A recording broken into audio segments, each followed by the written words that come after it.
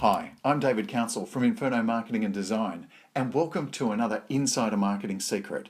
Now, in a moment, I'm going to give you the Insider Marketing Secret on talking to prospective customers. But before we do that, let me ask you, do you know someone who could use some help with their advertising and marketing? And you really want to reach out to them and help them, right? But that can be a little bit awkward. Well, there is a solution. Why don't you share the podcast with them? After all, it's full of great ideas. You get to hear them every week. Why not share it with a friend, someone else you know who's in business who could potentially use some help? After all, it's absolutely free, and there's a couple of ways that you can get it. Firstly, you can subscribe to it on our website and we'll email it out each week absolutely free. Or you can do the alternate method, which I think is fantastic. Go to the iTunes store, type in Insider Marketing Secrets, subscribe to it there, and it comes to your device each week absolutely free. It doesn't get much easier than that. Okay, let's get into the Insider Marketing Secret on talking to prospects. Now, this is an interesting one, and it was generated because I was in a shop the other day and I heard a shop assistant say to a prospective customer, "Are you right? Are you right? Are you right?" Yeah, it's a closed question because what do you think the person said? "Yes, thank you." And that was it. They had nowhere to go. There are any number of ways that you could be asking prospects questions that will invite them to start a conversation. Because remember, people don't want to feel like they're being sold to. So you've got to uncover what it is that you need to help them with. After all, your business exists to solve their problems. So you've got to find ways to get your staff to ask those questions. And it doesn't matter whether you're doing it on the internet or in person. So I've put together a list of insider marketing secrets on talking to prospects. These are the questions you need to get your staff to start asking customers when they're initiating a conversation. Now, not every one of these will work for every business, and you'll see why as we're going through. It really will depend on your business. But if you've got the right script for your staff and they ask the right questions, then you're halfway there because you're uncovering the problems. In fact, I was at a restaurant just the other night, and we were there very early. We were off to see a movie. And it was very apparent that all of the staff who were greeting the customers and taking them to their table were using a script because they were all saying exactly the same thing to every person who came through the door. Now, we got to hear that because we were there first and we saw each subsequent couple come in after that.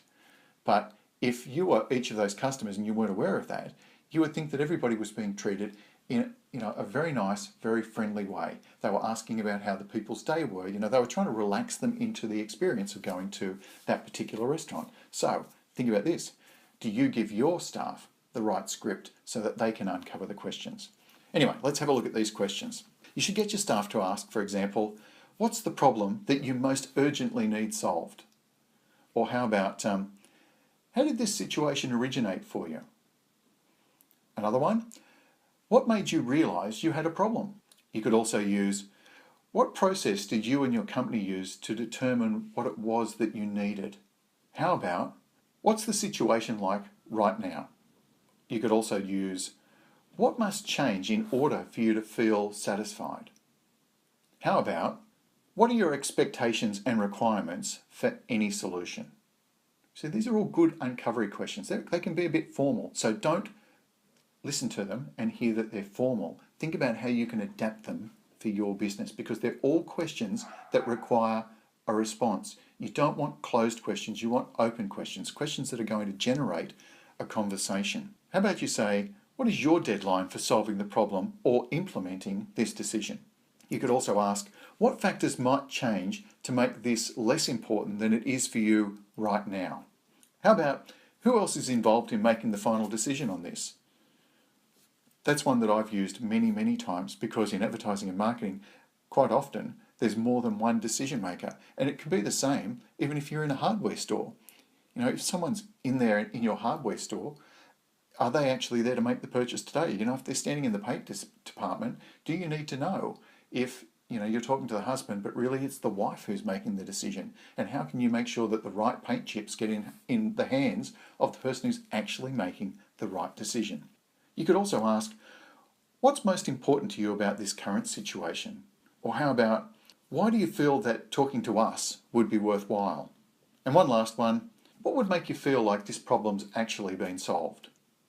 Now they're all good questions for your staff members to ask. And as I said, they're a bit formal, but adapt them. Think about the ways that you can take the bare bones of any of those questions and twist them for your business.